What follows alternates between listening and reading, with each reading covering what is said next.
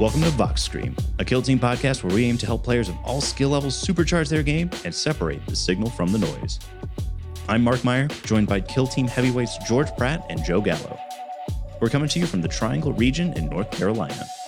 Thanks for listening and enjoy the show.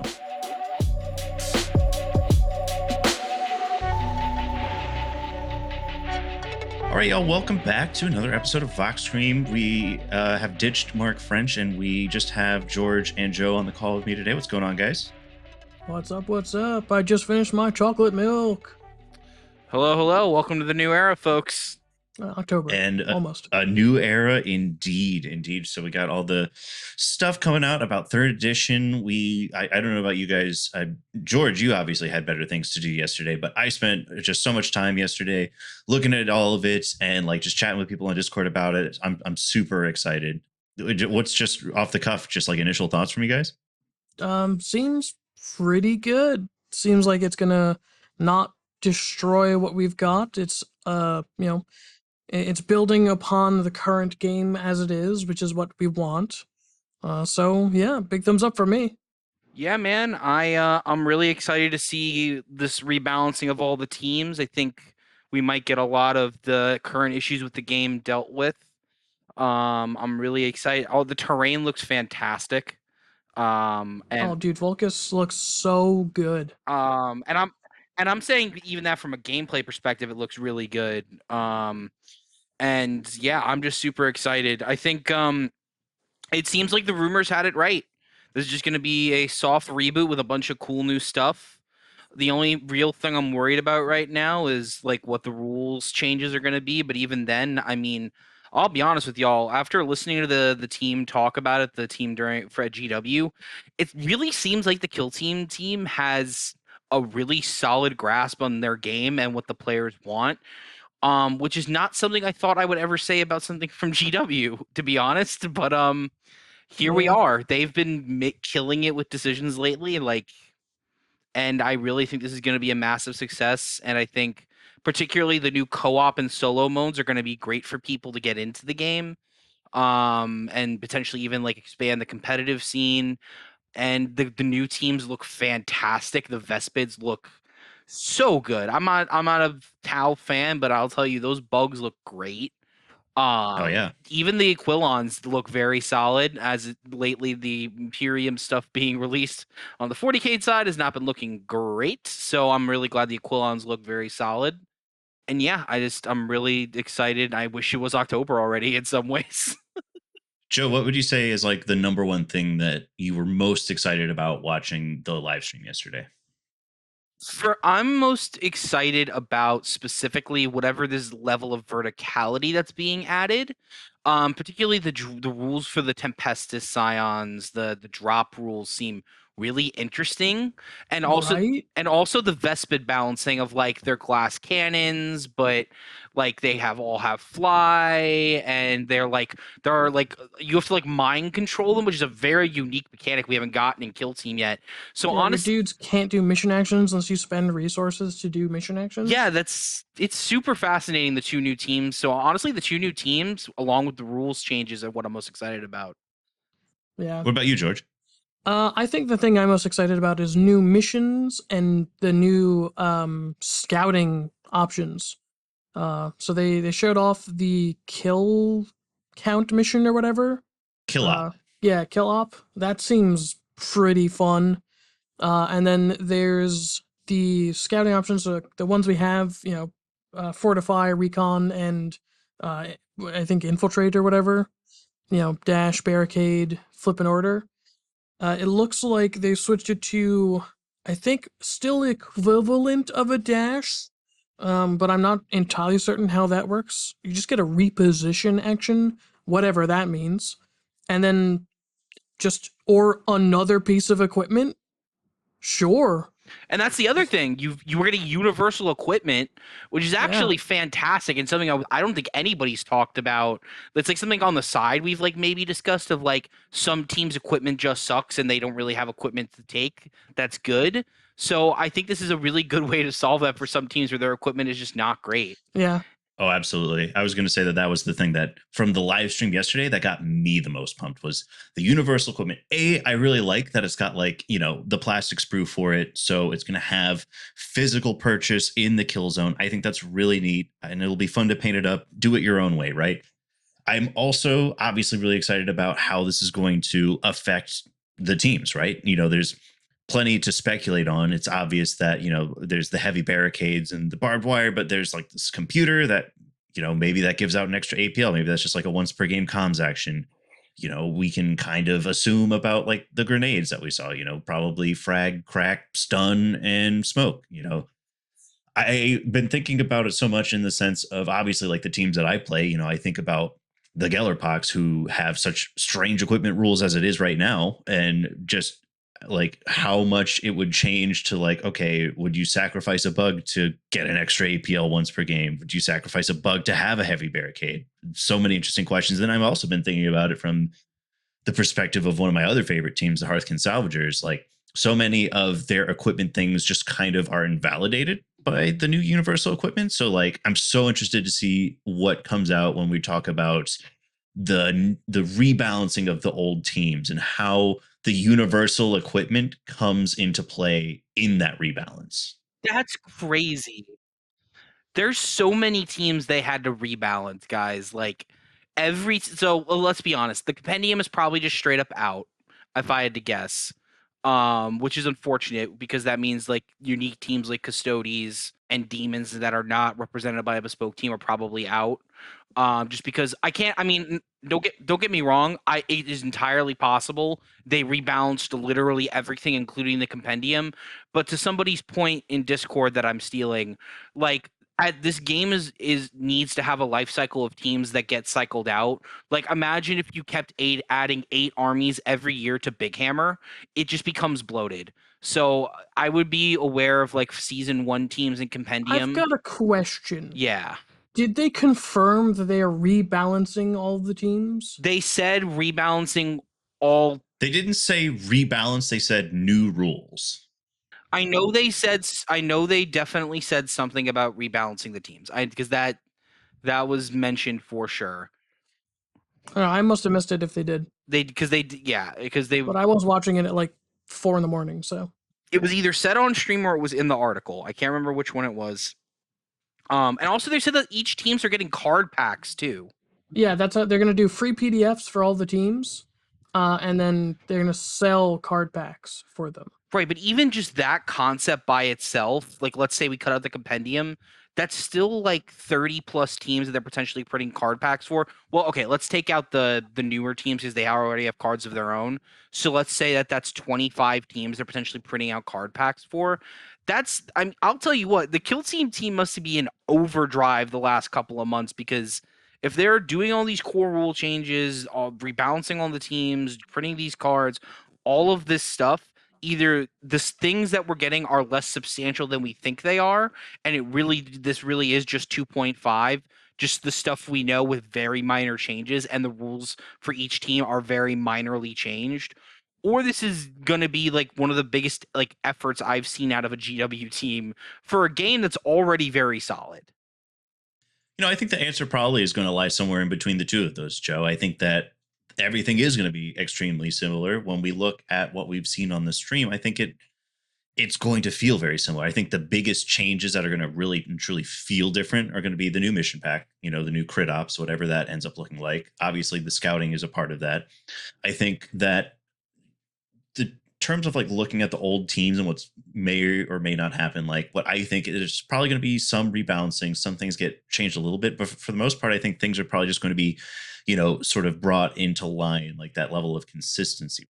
We obviously have several things that do the same sort of thing. They're just worded different ways. When I was talking with my roommate about this, we had the conversation about how like there are some things that are like the same rule, but it's a different faction and it's like it's worded differently. Why is it worded differently? Is it just because it's a different faction?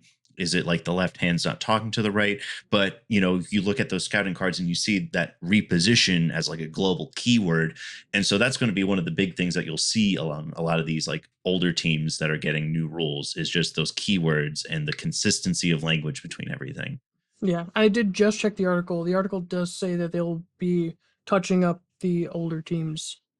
And that's the other thing. This is coming pretty soon. We were thinking November, December. This is coming October. I mean, Kill Team 21 came out in September. Still, I'm just saying, like, I know there was a lot of speculation of like when this was happening, but I mean, we're gonna go to Nova. A month of this last edition is gonna happen, and then I assume probably middle of the month is when it gets released, and we'll be in the new edition. Like, that's crazy. I don't know, maybe just for me. Yeah, it's going to coincidentally line up very closely with the start of our next league at Atomic. Yeah, you're right. Huh. We definitely did that intentionally and have insiders at GW. Yeah, absolutely. Not playtesters. Not playtesters at all. No, I mean my uncle works at Nintendo, guys. Yeah. Yours too? Yeah. Yeah. Yeah, old Uncle Fondle. Well, there's lots of gameplay stuff we want to get into from this past week, but before we look into the past, is there anything else looking ahead? Any like sort of last minute like wish list things? Any like wild speculation? Anything you guys want to touch on after the excitement of the reveal yesterday? Or I heard so the rumor is the next box is orcs, ogren, and ratlings. That's fucking awesome if that's true.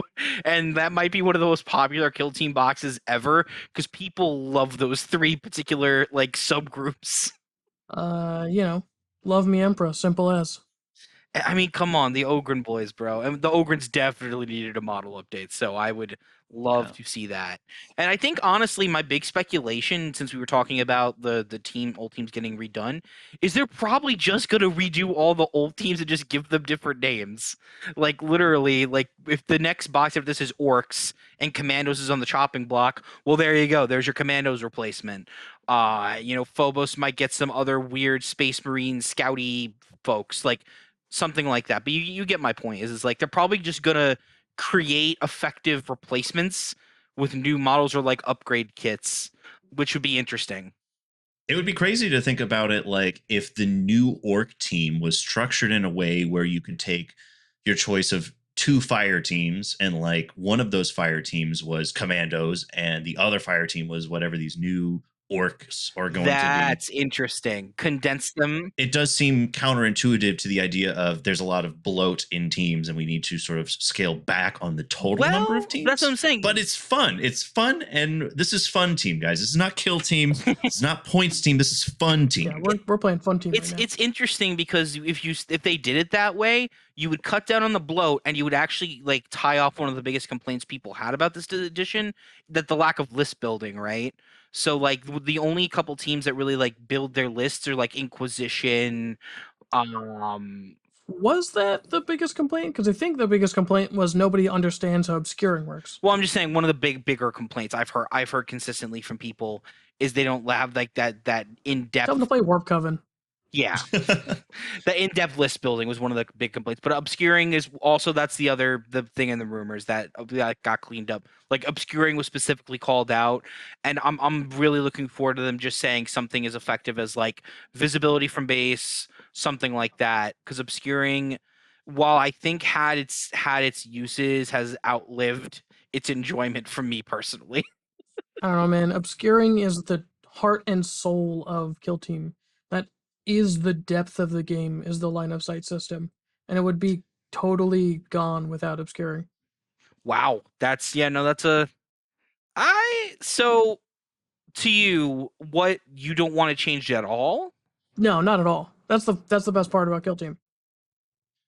That's wow.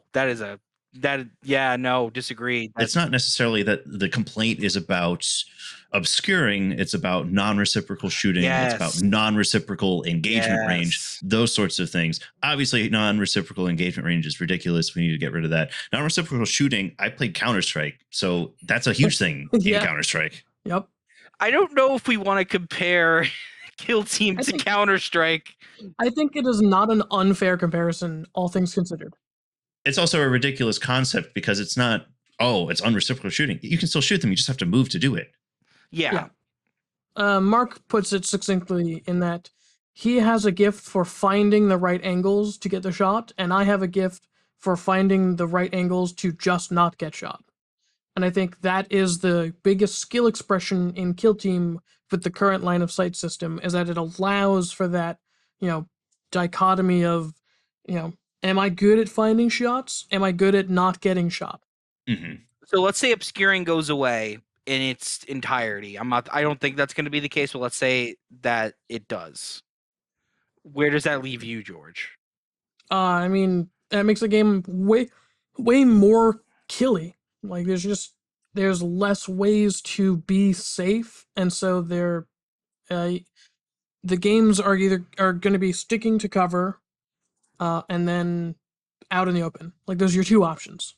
It's going to make shooting teams the de facto strongest choice. Yeah, absolutely. So like I said, I don't think it's going to be completely removed. I think it's just going to be cleaned up. And I do think there's a good chance I think non-reciprocal shooting goes away, but I don't think we're going to lose obscuring in its entirety. Yeah, I think the easiest way to do it is kind of like you were saying, just make it so that it's like base visibility instead of like that tiny piece of your elbow or your backpack sticking off of your model. Yeah, I mean, visibility, I think, is the thing in line of sight that needs the most work. Because Agreed. I don't think you should be penalized for making something cool. Exactly, 100%. 100%. Yeah, and I don't think obscuring is the problem. The cover is not the problem. It's visibility that's the problem. Yeah, well, like I said, I legitimately trust the team, honestly, because they've made very few mistakes in my eyes.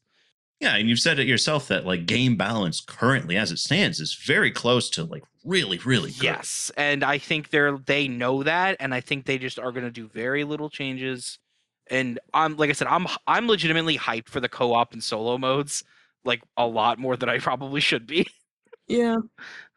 Okay, my last question on the new edition talk, and this is for George. I feel like I would know your answer, Joe, which is why I'm not asking you. But George, as somebody who plays or has played basically every team, which team are you most excited to see new rules for?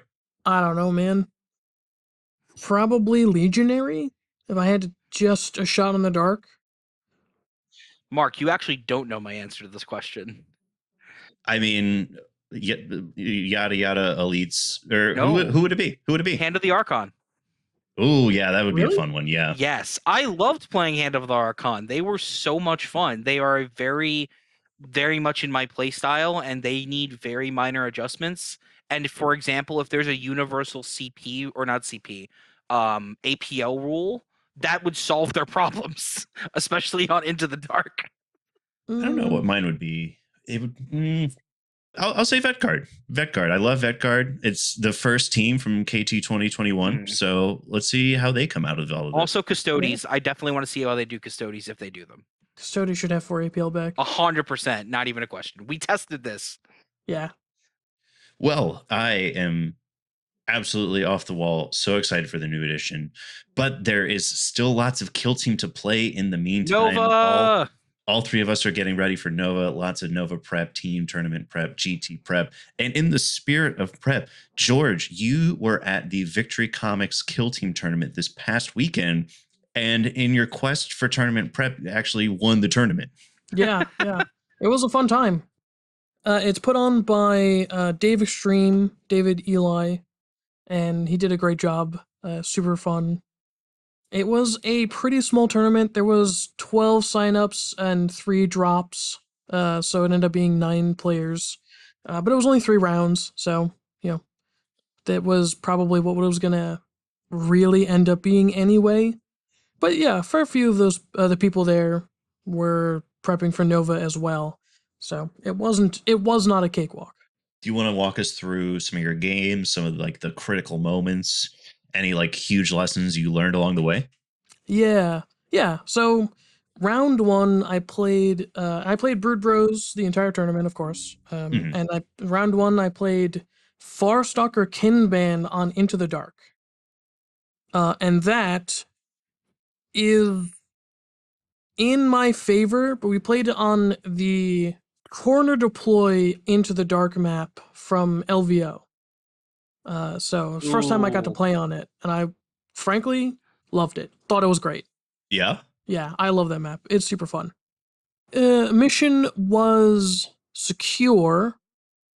And it was just a pretty bog standard, game. I took the Patriarch. The Patriarch went through a couple rooms and then through a couple of Kroot. I pretty much controlled the bottom half of the map, the middle room, and then threatened a little bit of the top half, but sort of was like, yeah, whatever, you can have that part. And I ended up winning 20-14. We both maxed our attack ops, and I just scored much more primaries. My opponent's dice just didn't show up until like halfway through turn 2, so that really didn't help him. He set up a bunch of well, I know you've got this guy over here, and he has to come over here to do anything, so I'm gonna guard. And with dudes that hit on 3s, so now they're guarding, hitting on 4s. It's not the best, but it's not the end of the world. And I'd do something, and he'd roll 1s and 2s. I was like, okay, well, that sucks for you. And that happened like 4 times. It was rough. So I ended up winning that game.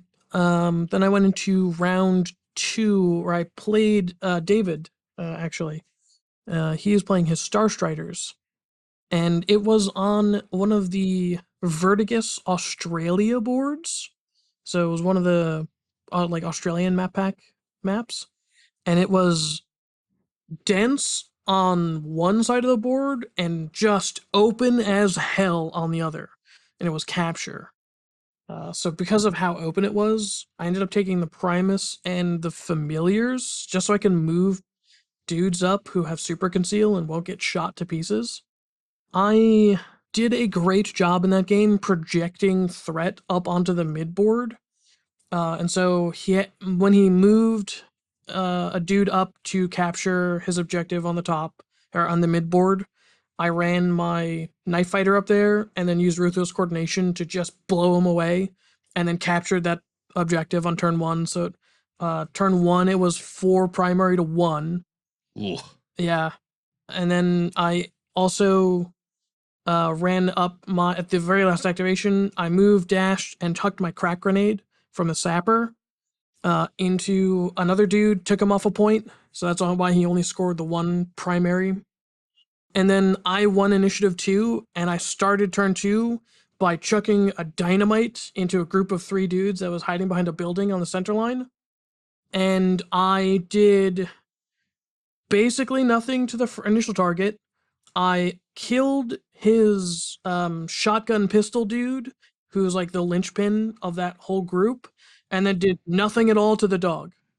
Oh my god, wow. So 5-6 AP1, hitting on 3s, and I just nothing, absolutely annihilated, nothing. But I killed the important one, so ups and downs. It was fine. Yeah. Just goes to show you that Crossfire isn't foolproof, right? Well, there was no Crossfire on them. Well, my assumption was that since it's TP2, right, you generated the Crossfire token at the start of the turn. You used your ploy for that, right? No, so there's no ploy to generate Crossfire. You can give someone Crossfire who is visible to your commander, and none of those people were visible to the commander. And you only put Crossfire down if they survive an attack you are doing on them.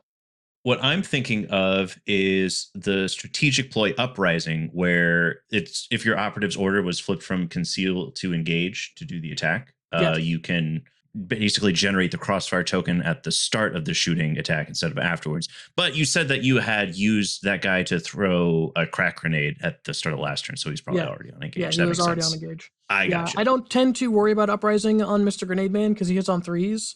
But sometimes you annihilate someone, and then other times you do literally nothing to the people next to him.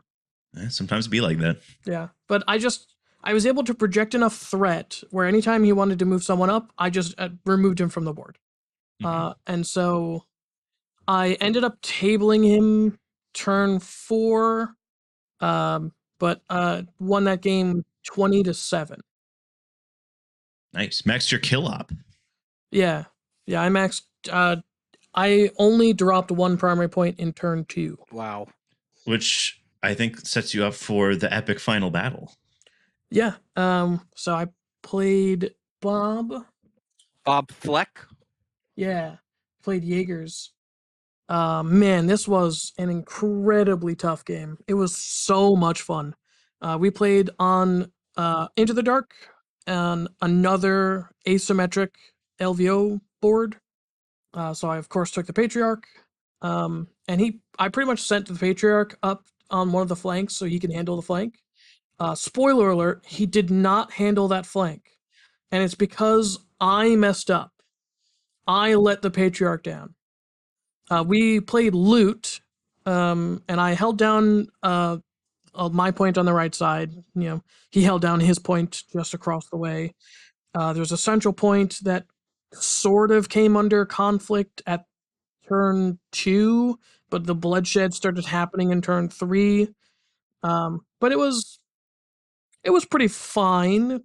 Tough Survivalist is an interesting ploy. I think they are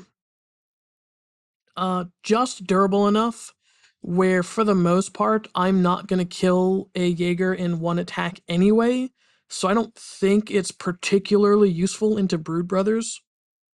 So what won me the game in the end was, since it was loot, he was able to loot my objective.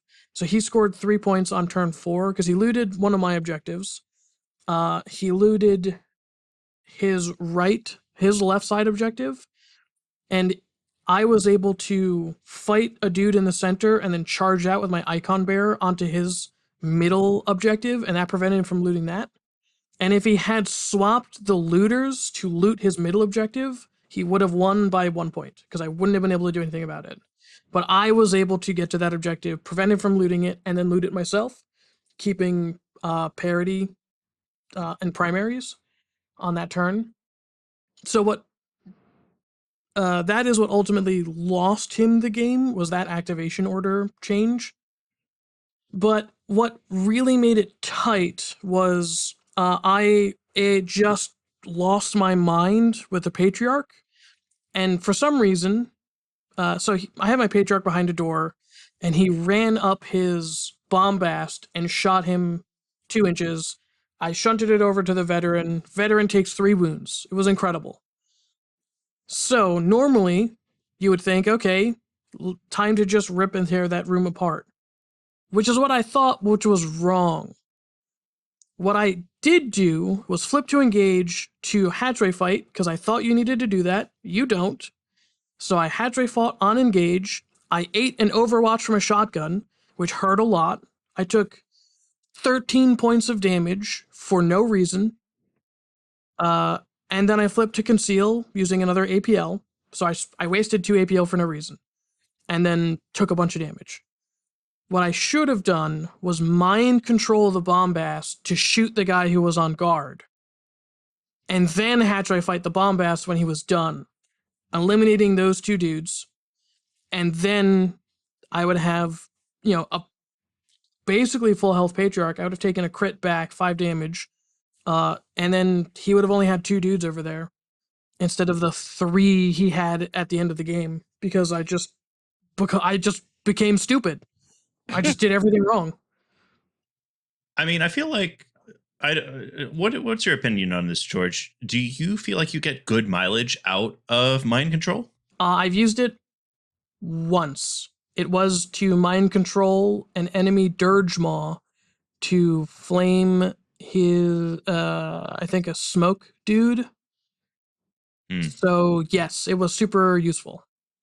Well, I guess my point is that it may not be that you have just been like your brain just stopped working. I think it's just, more of a unpopular tactic, right? I think what has happened for a lot of people, to use. It's hard to use. Like, you fail the roll. Sometimes you just roll 1s and 2s. Yeah, right? I mean, sometimes you just roll 1s and 2s. It's not that I wasn't super worried about failing that roll, because even if I failed the roll, I can still eat him with a hatchway fight. So whatever. But what I did that was stupid was flip to engage when I absolutely did not need to, and I ate an Overwatch for it. Yeah. And didn't need to happen. But I did end up winning that game by 1 point.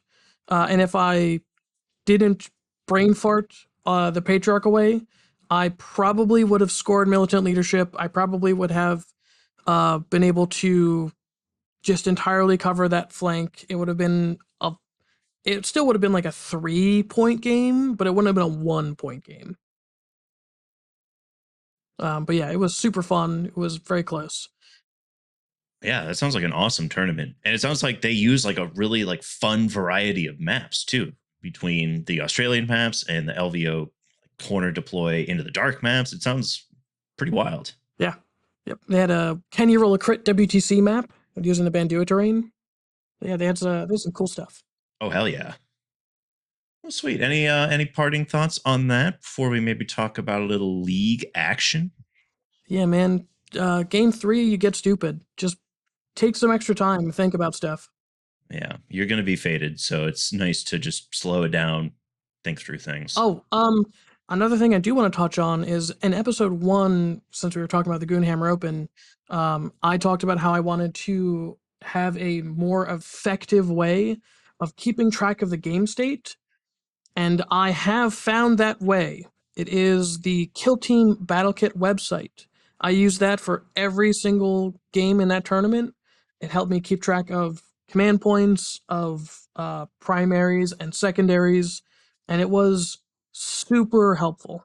Does it have a way to track ploys? I remember that was a thing that you specifically mentioned, showing which ploys were active. It does not, but I have one of those like, right on it with a stylus, and then hit a button, it deletes the entire page. So I have one of those. I just use every game.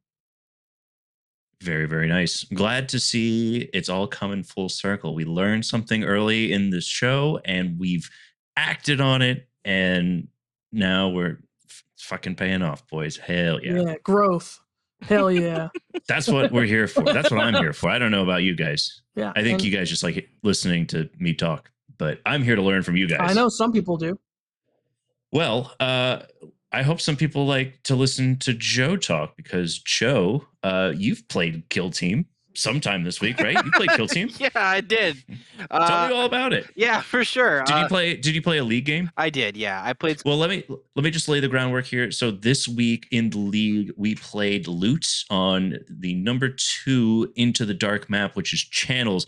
And speaking of throwback, if you listen to, I think it was episode 3 when we recapped our first Into the Dark game of this league, we mentioned how much that map was terrible. And I asked if it was the worst Into the Dark map. No, the one that we played on this week was the one that you both unanimously said is the worst Into the Dark map. It's just a giant open room in the middle.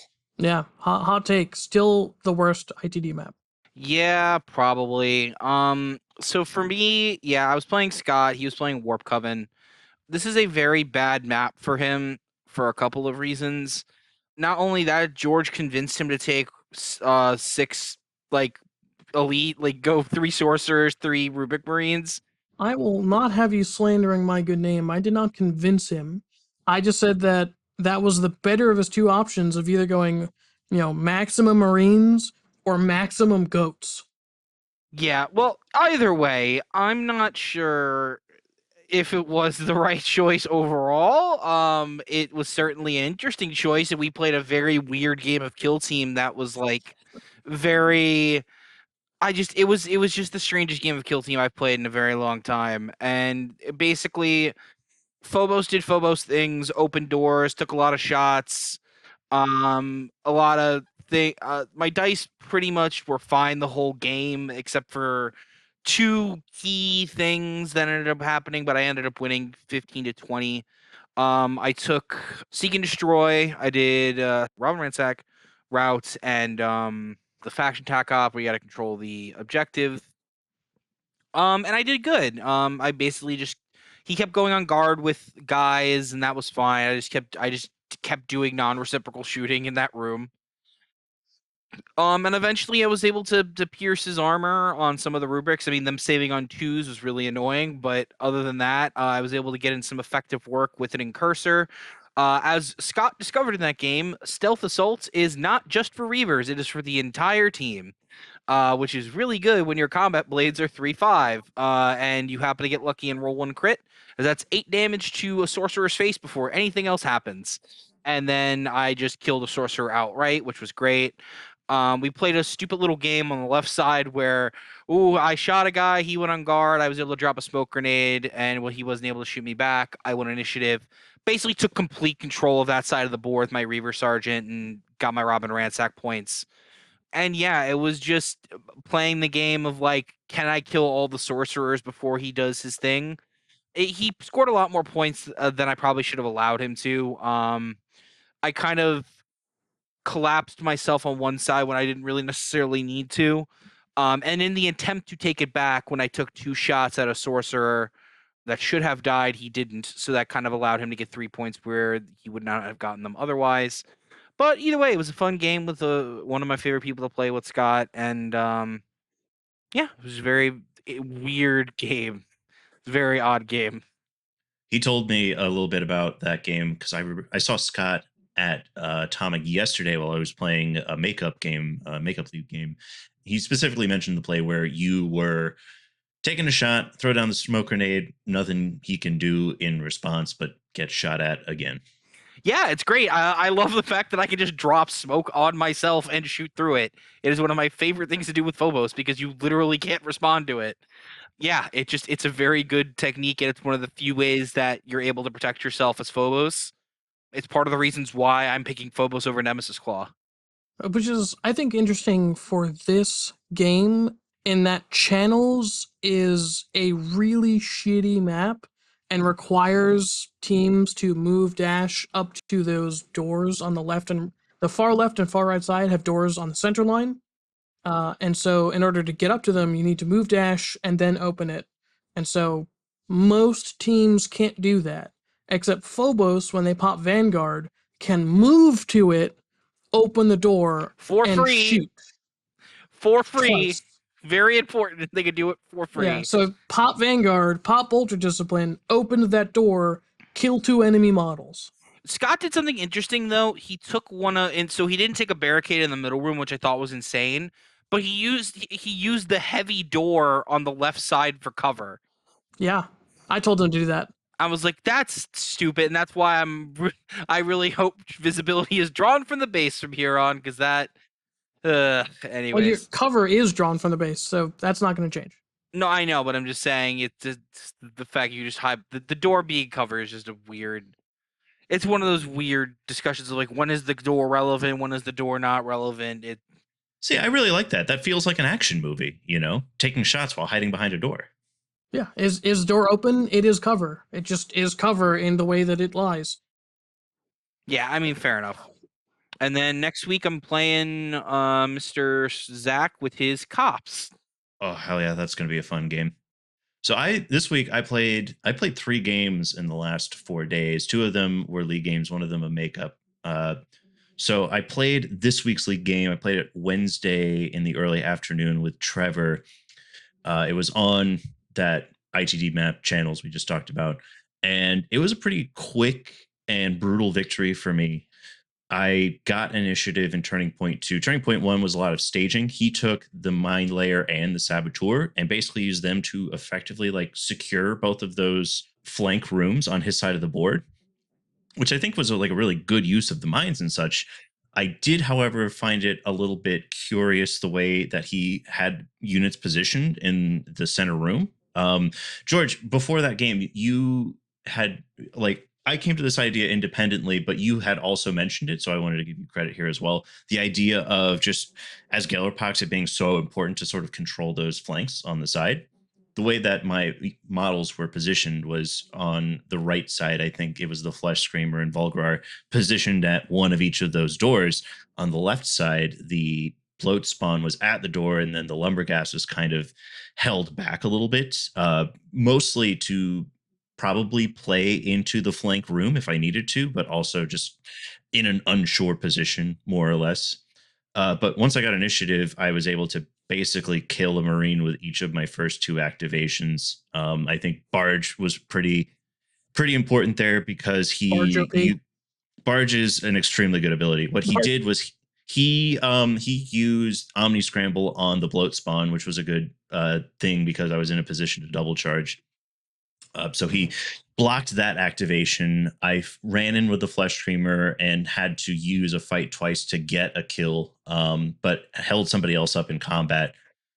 He fell back with that operative who was locked in combat and then shot at the Flesh Screamer. I then used Barge on the Lumberghast to charge over the Bloat Spawn and into his leader, and managed to get a kill there.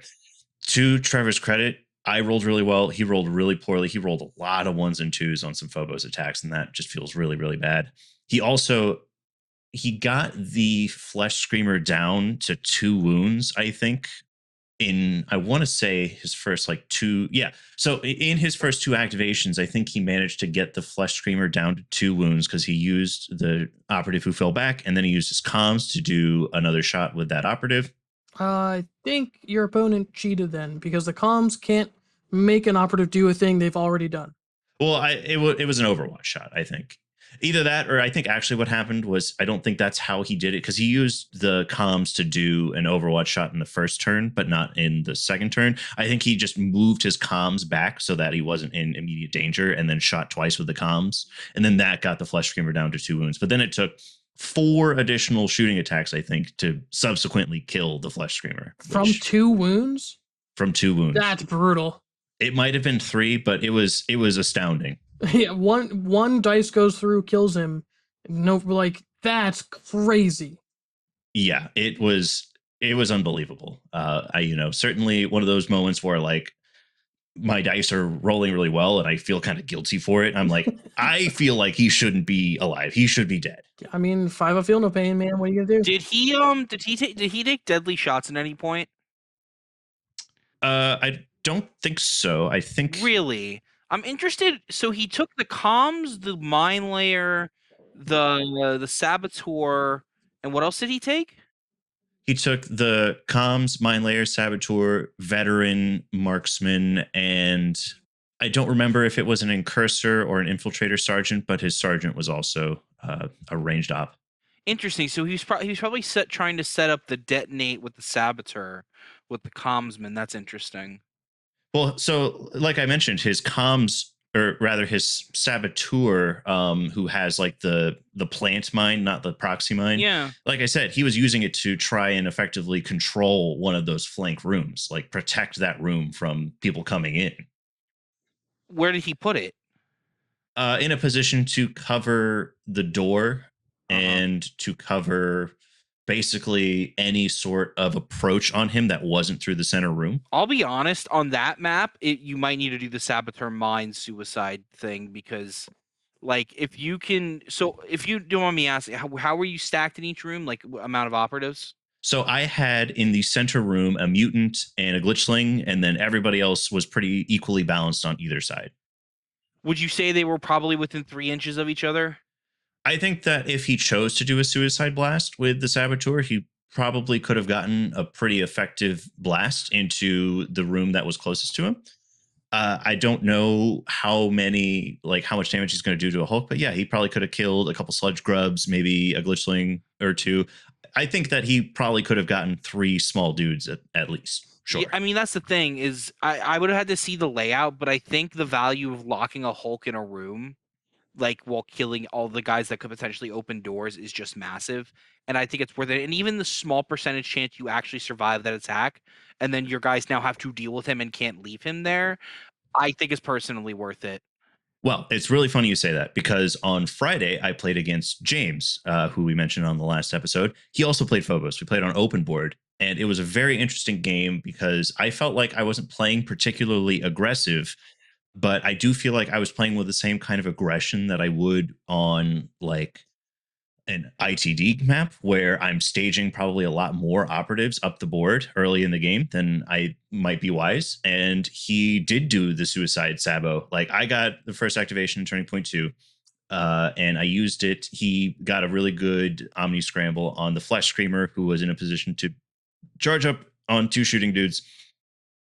So I killed a Reaver with Volgrar, and then he ran his Sabo in to deal 10 damage to Volgrar and kill a mutant and a glitchling, which may not sound particularly consequential, but it more or less like shut down that whole flank. Like I ended up kind of having to move another glitchling over there to play objective games in Turning Point 3. I only managed to sort of tie things up over there with some bugs. And while it did prove useful, it was a really, really tricky thing. Like he ended up killing Volgrar in Turning Point 2. He, in 2 turning points, killed 2 Hulks and got a third down to 2 wounds. Oh, wow. He was putting in work. He played a very aggressive game and it paid off. Yeah, Hulks are tough, but they're not invulnerable. And the more time you give them at full wounds, the harder it is to shift them later in the game.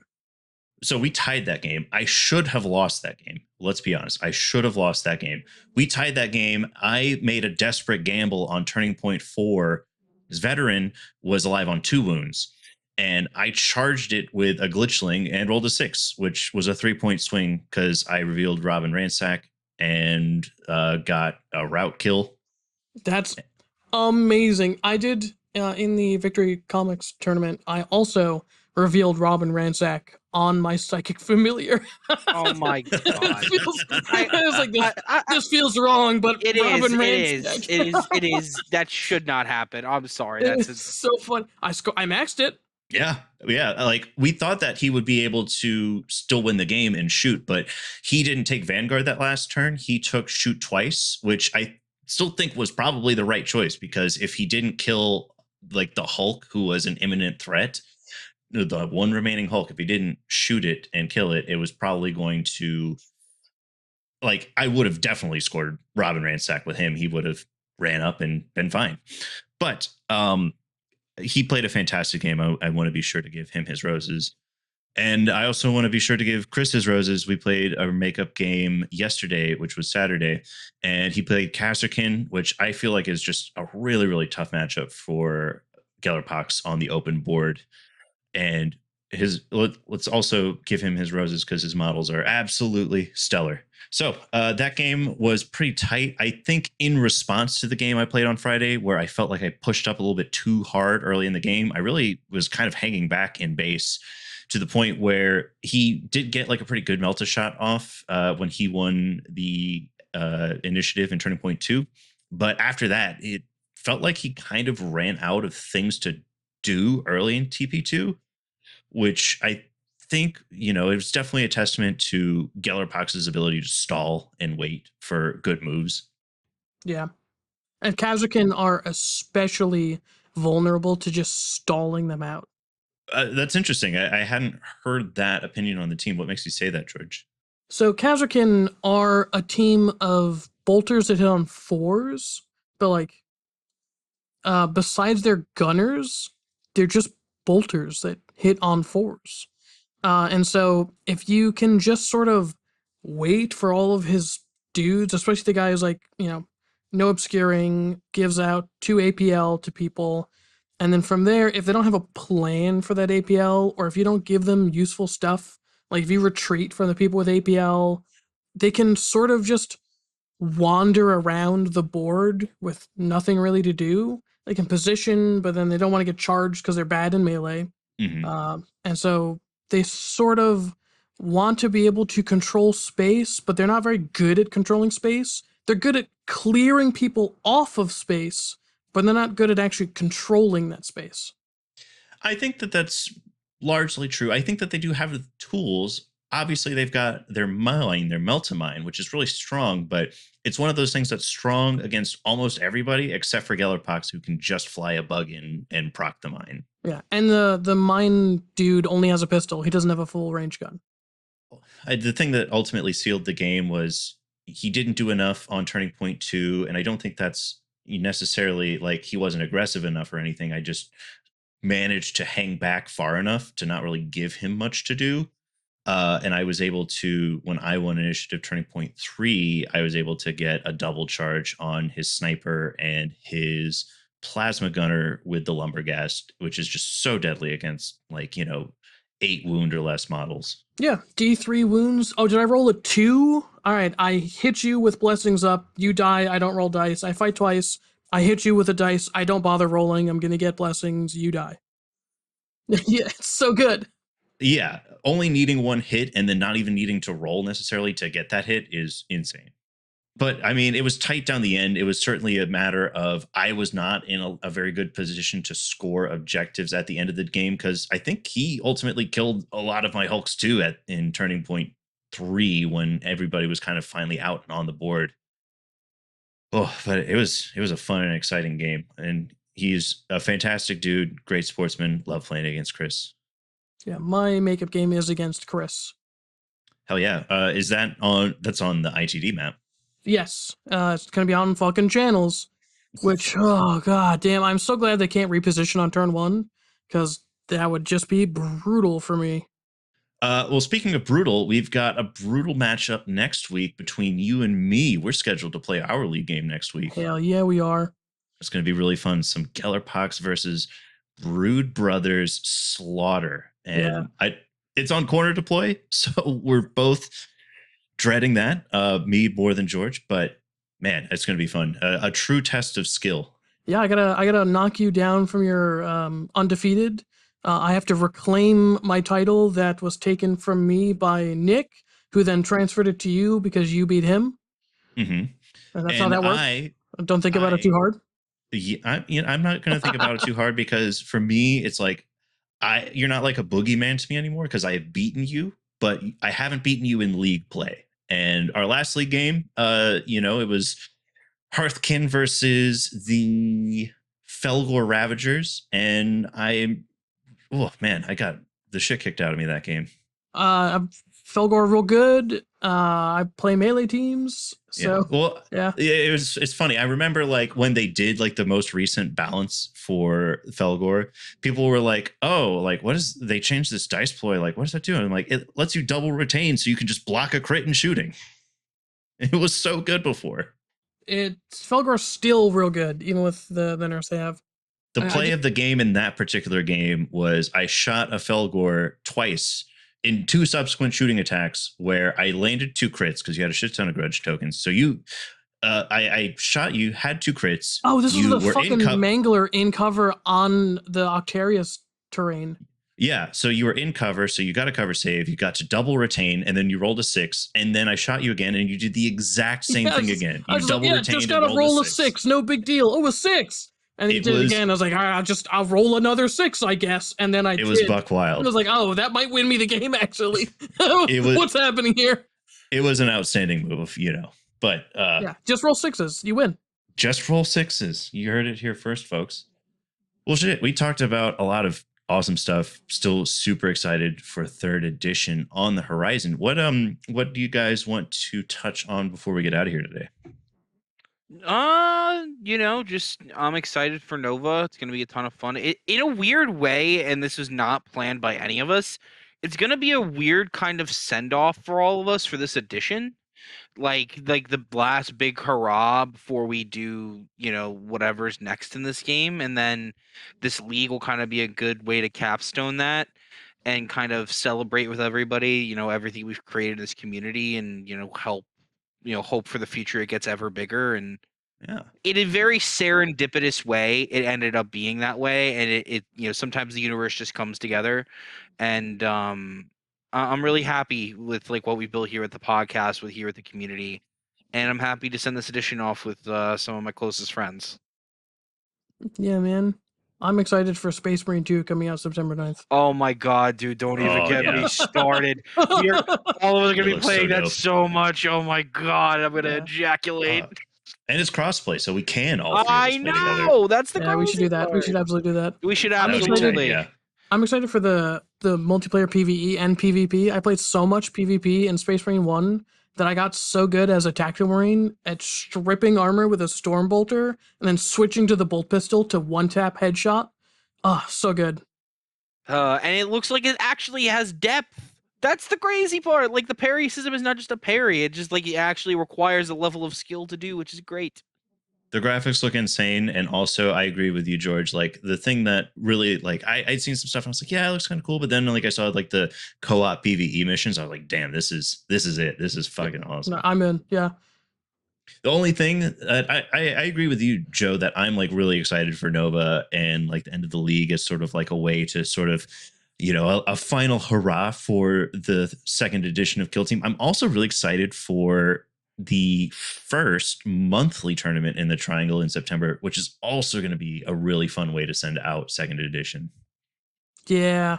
Yeah. It's going to be super fun, especially since we're going to be playing older missions that I've converted to work on the new layouts, which, you know, I might be a little biased since I was the one who did it, but I'm pretty happy with how those missions turned out. You want to play Escalating Hostilities again? No. I love Escalating Hostilities. I know you do, you freak. Again, melee player. Yeah, I know, you freak. Listen, Joe, just get good. Says the man who played pre-nerf fucking Ravagers. Hey, I played them too, and I was like, these are too strong, and I put them down. I didn't play pre-nerf Ravagers. I played one game with them. I could have sworn because we played I played Scouts against you for a little while, and then you. That was after the nerf. That was way after the nerf. Oh, they were still too good then. Are you kidding me? They're still. Yes, I know. I know they were still too good then. I was when they got nerfed and everyone stopped playing them, including you, who was all doom and gloom on Ravagers. I was like, guys, this team is still amazing. What are you doing?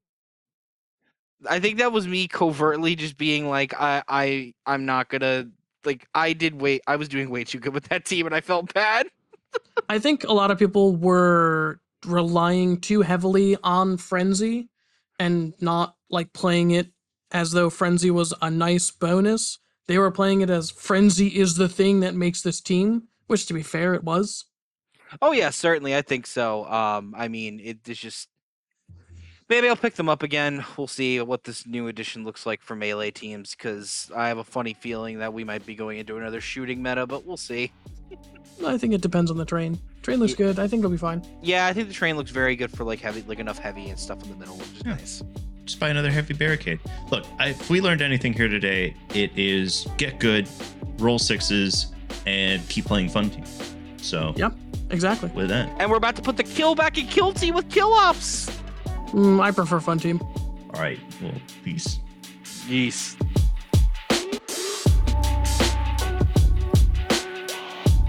We hope you enjoyed this episode of Vox Screen. You can find us on Apple Podcasts, Spotify, Amazon, YouTube, or anywhere else you get your podcasts. Please follow, subscribe, and leave us a review. Any of those things are going to help us grow.